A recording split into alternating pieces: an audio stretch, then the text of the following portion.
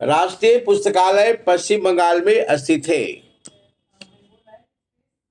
Question number 35, यहूदी धर्म का धार्मिक पुस्तक क्या कहलाता है? यहूदी धर्म का धार्मिक पुस्तक क्या कहलाता है? तो यहूदी धर्म का धार्मिक पुस्तक जो है तालमुड कहलाता है। तालमुड, तालमुड बोला जाता है। क्वेश्चन नंबर 36, हमारे पाचन तंत्र में अंत की तरफ क्या होता है? पाचन तंत्र में सबसे अंतिम में क्या होता है? तो अंतिम में बड़ी आंत होता है। पहले छोटी आंत, उसके बाद बड़ी आंत। तो बड़ी आंत अंत में होता है। मुंह से शुरू होता है, बड़ी आंत के एनस तक इसकी लंबाई है। क्वेश्चन नंबर 37, कौन सी पक्षी सबसे अधिक उड़ता है? कौन सी पक्षी सबसे अधिक उड़ता है? कौन सी पक्षी सबसे अधिक उड़ता है? पेरेग्रीन फाल्कन जो है सर्वाधिक गति होती है इसकी 240 किलोमीटर प्रति घंटा से ये उड़ता है, याद रखना है। 240 किलोमीटर प्रति घंटा से पेरेग्रीन फाल्कन उड़ता है। अगला सवाल क्वेश्चन नंबर 38, माचू पिच्चू कहाँ है? माचू पिच्चू कहाँ है? तो माचू पिच्चू जो है ऑलरेडी ये पेरू में स्थित है। माचू पिच्चू कहाँ है जी? तो पेरू में स्थित है। ऑप्शन सी हो जाएगा, पेरू में स्थित है। ये माचू पिच्चू क्या है? तो पेरू में स्थित है। यहां पर एक सभ्यता हुआ करता था, जैसे सिंधु घाटी सभ्यता, यहां पर इंका सभ्यता हुआ करता था।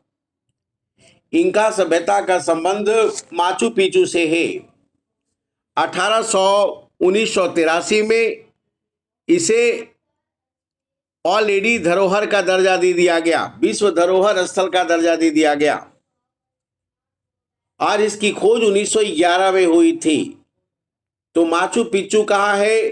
तो ऑलरेडी पेरू में है। और यहाँ इंका सभ्यता फल फूलता है। 1980 में विश्व धरोहर स्थल का दर्जा दे दिया गया है। आंसर हो जाएगा पेरू, याद रखिएगा। मदर किसने लिखा है? ऊपर किया जाए, मदर किसने लिखी?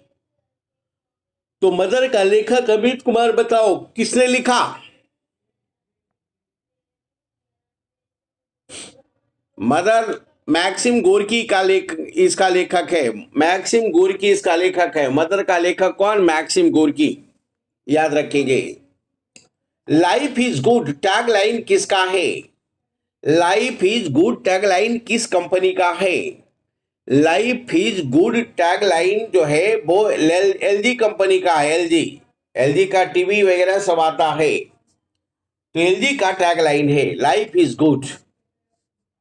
क्वेश्चन नंबर 41, किस गुरु ने अकाल तख्त की स्थापना की थी? किस गुरु ने अकाल तख्त की स्थापना की थी? तो अकाल तख्त का स्थापना जो है गुरु हरगोविंद ने किया था, याद रखना है। गुरु हरगोविंद ने किया था। कहा? तो अमृतसर में। अमृतसर में ऑलरेडी स्वर्ण मंदिर की स्थापना जो है हरगोविंद के न्याय के स्थल के रूप में स्थित है, याद रखिएगा। तो आंसर क्या हो जाएगा? हरगोविंद। उत्तर हो जाएगा डी। 42, अंग्रेज शासनकाल में मुंडा विद्रोह कहाँ हुआ? अंग्रेज शासनकाल में मुंडा विद्रोह झारखंड के रांची के उल्हातू में हुआ। झारखंड के रांची के उल्हातू में बिरसा मुंडा का जन्म हुआ था। 1895 से लेकर 1900 के बीच में ऑलरेडी यह आंदोलन हुआ, उसे मुंडा विद्रोह कहा जाता है। गया मुंडा इसका बेहतरीन प्रशिक्षक हुआ करता था। तो आंसर क्या हो जाएगा? झारखंड। झारखंड का निर्माण कब हुआ? 2000 में। 15 नवंबर 2000 भारत का 28वां राज्य बना, दैट इज द झारखंड। चलिए अगला सवाल 43, क्वेश्चन नंबर 43, जॉर्ज पंचम का दिल्ली आगमन कब हुआ था? अमित कुमार बताएगा। 1911 में। Very good. जॉर्ज पंचम का आगमन 1911 में हुआ था और ऑलरेडी ये ब्रिटेन का राजा महाराजा हुआ करता था। और जब भारत की राजधानी कलकत्ता से दिल्ली हो गई थी ऑलरेडी, तो उसकी घोषणा करने के लिए आया था और बंगाल विभाजन को रद्द करने के लिए आया था। बंगाल विभाजन रद्द कब हुआ? 1911 में। और राजधानी परिवर्तन कब हुआ? 1911 में। 1911 तक राजधानी भारत का कलकत्ता हुआ करता था।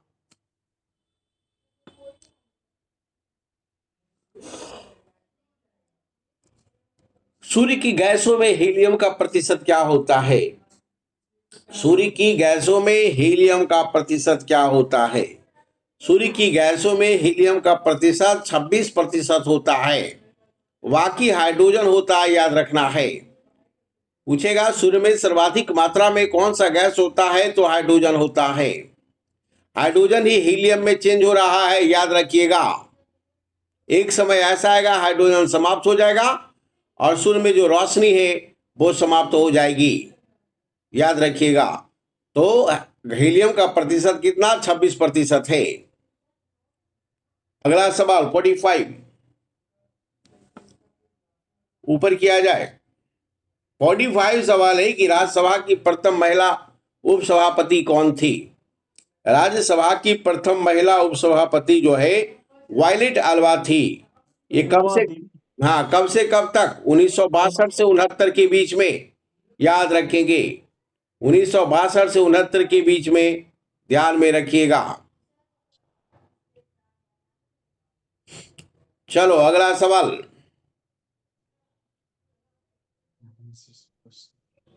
अगला सवाल question number 46। Question number 46। Question number 46 कहता है कि भारत में स्पीड पोस्ट का शुरुआत कब हुआ? भारत में स्पीड पोस्ट का शुरुआत 1986 में हुआ था।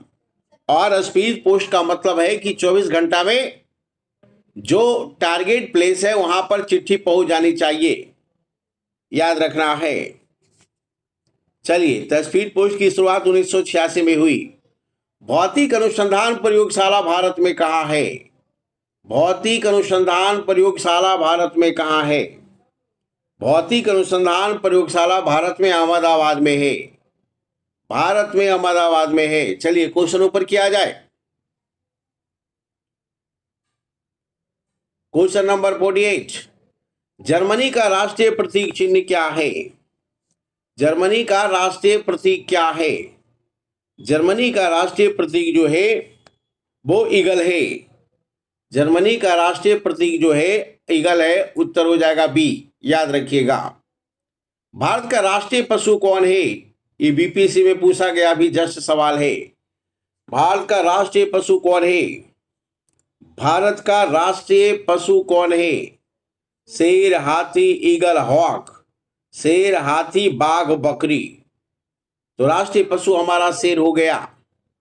राष्ट्रीय पशु हमारा शेर हो गया कि बाघ? जल्दी से बताइए। टाइगर। बाघ। बाघ, याद रखना है। बाघ ध्यान में रखेंगे। बाघ का वैज्ञानिक नाम कौन बताएगा? Panthera Tigris. पैंथेरा टाइग्रिस, याद रखेंगे। पैंथेरा टाइग्रिस हमारा पशु का नाम है। चलिए अगला सवाल क्वेश्चन नंबर 50। क्वेश्चन नंबर 50 कहता है कि श्वास की गति की तीव्रता लगभग इतनी होती है। श्वास की गति की तीव्रता कितनी होती है? श्वास की गति की तीव्रता कितनी होती है?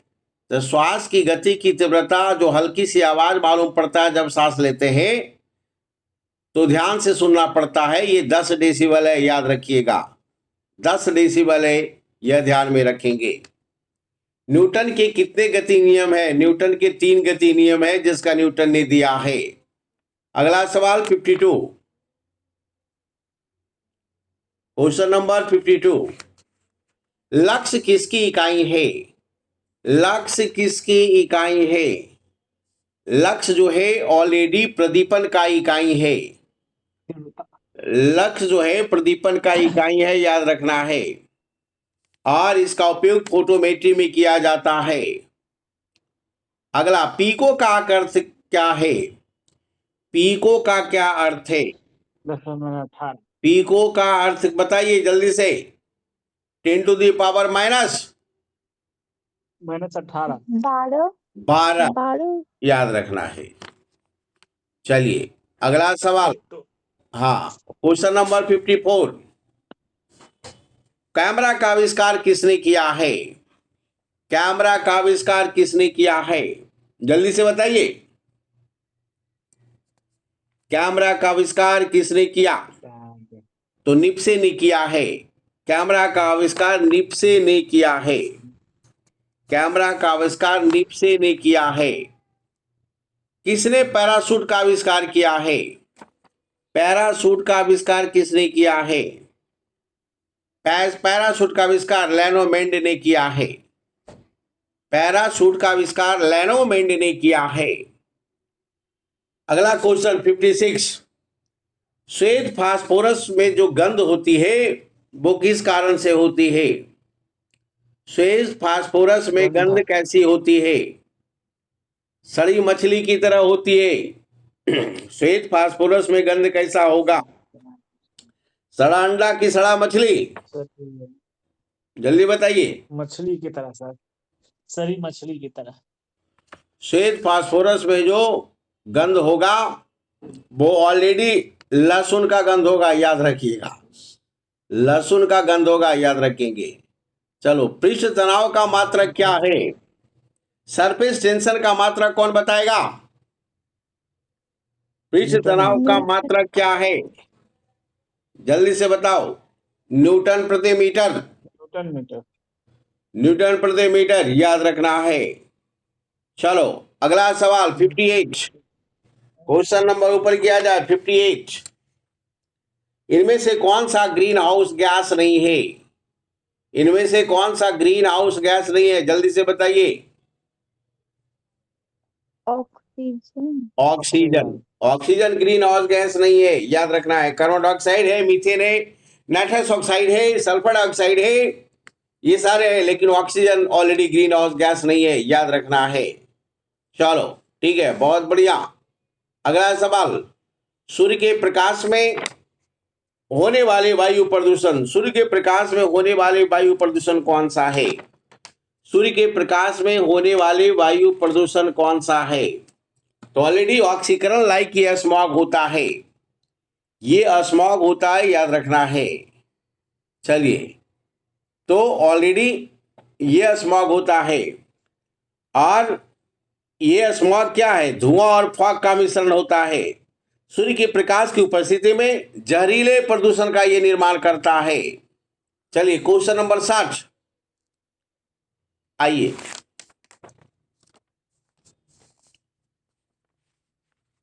60 का था, बरौनी तेल शोधक कारखाना बिहार के किस जिले में है? जल्दी से बताइए। बेगूसराय। और किस कंपनी का है? IOCL। हाँ, इंडियन ऑयल कॉर्पोरेशन। बहुत बढ़िया। चलो अगला, विद्युत शक्ति का ईसाई मात्रक क्या होता है? सर मेरे जिला में है तो पता नहीं है सर। हाँ, विद्युत शक्ति का ईसाई मात्रक क्या होता है? जल्दी से बताइए। विद्युत शक्ति। विद्युत शक्ति का ईसाई मात्रक क्या होता है? विद्युत शक्ति का ईसाई मात्रक क्या होगा? वाट होगा, है ना। और एक वाट बराबर क्या होता है? 1 जूल बटा 1 सेकंड, याद रखेंगे। यानी कोई विद्युत युक्ति 1 जूल 1 सेकंड में काम करता है तो उसको 1 वाट बोला जाता है, याद रखना है। और जबकि एम्पियर किसका मात्रक है? विद्युत धारा का मात्रक है, याद रखेंगे। चलो अगला सवाल। विद्युत परिपथ में विद्युत फ्यूज जोड़ा जाता है। इलेक्ट्रिक सर्किट में इलेक्ट्रिक फ्यूज जोड़ा जाता है, किसमें जोड़ा जाएगा? अर्थ तार में, उदासीन तार में, किस तार में जोड़ा जाएगा? लाइन में जोड़ा जाता है। जल्दी बोलो, लाइन में। किस तार में जोड़ा जाएगा?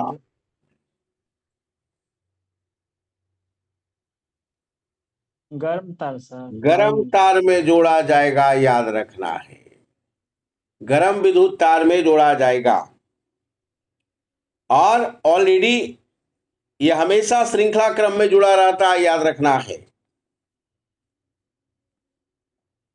और जैसा ही ये टूटता है, हमारा लाइन कनेक्शन समाप्त हो जाता है। आंसर हो जाएगा सी। Question number 63। हवा दिखाई देगा। हाँ, किसी अंतरिक्ष यात्री को आकाश में कैसा प्रतीत होता है? अंतरिक्ष यात्री को आकाश कैसा प्रतीत होगा, जल्दी से बताइए।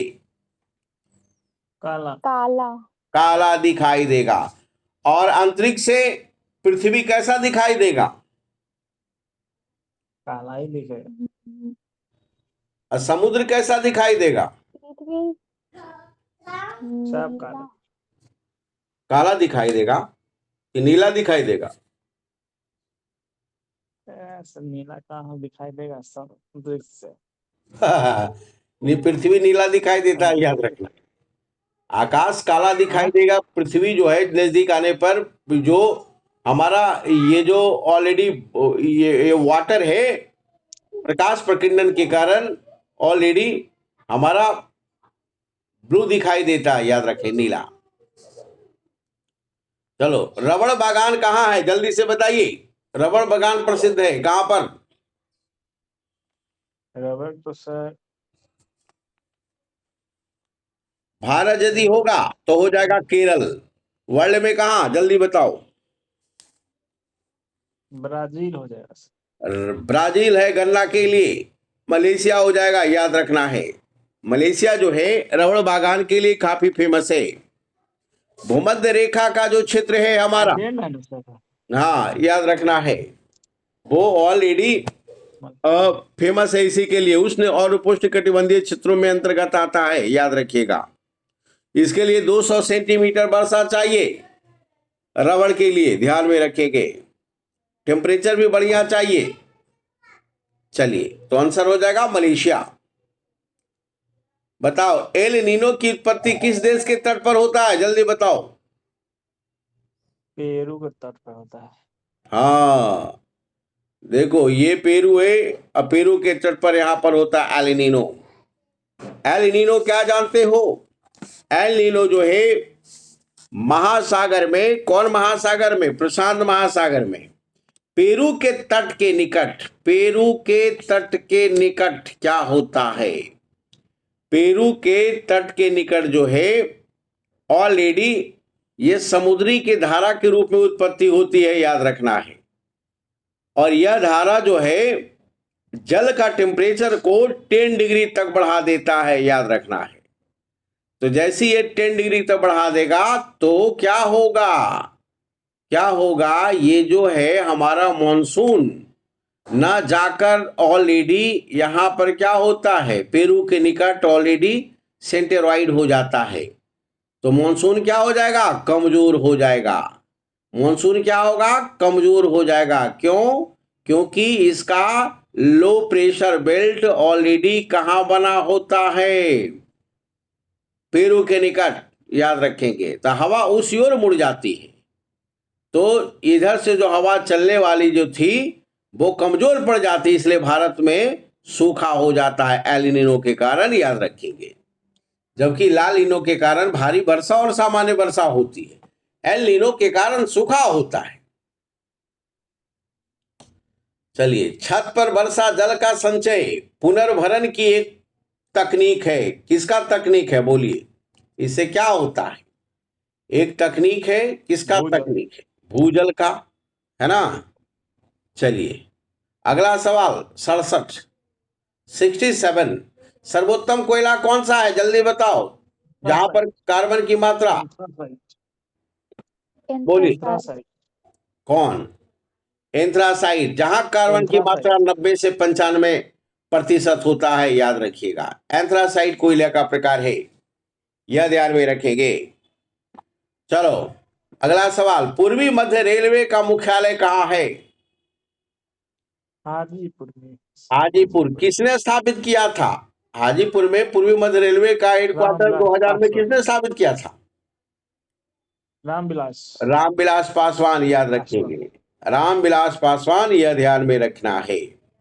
और इसके अंतर्गत समस्तीपुर हो गया, दानापुर हो गया, मुगलसराय हो गया, सोनपुर हो गया, और रेल डिवीजन इसके अंतर्गत आते हैं, याद रखिएगा।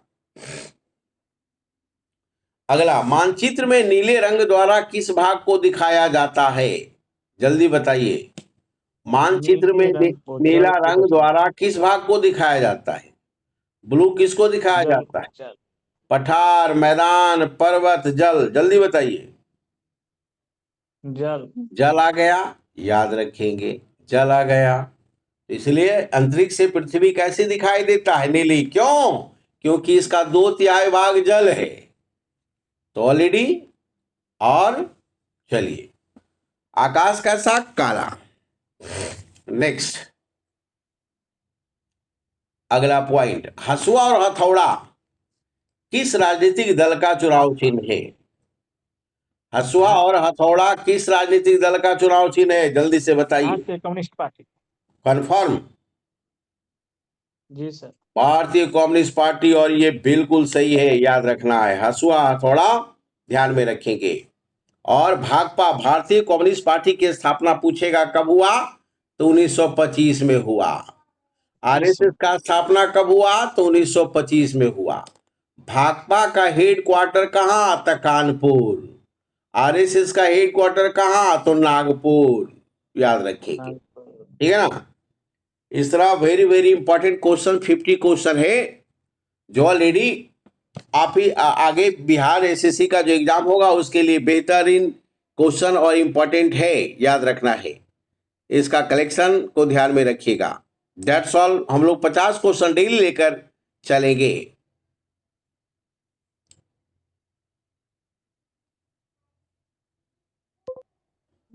सर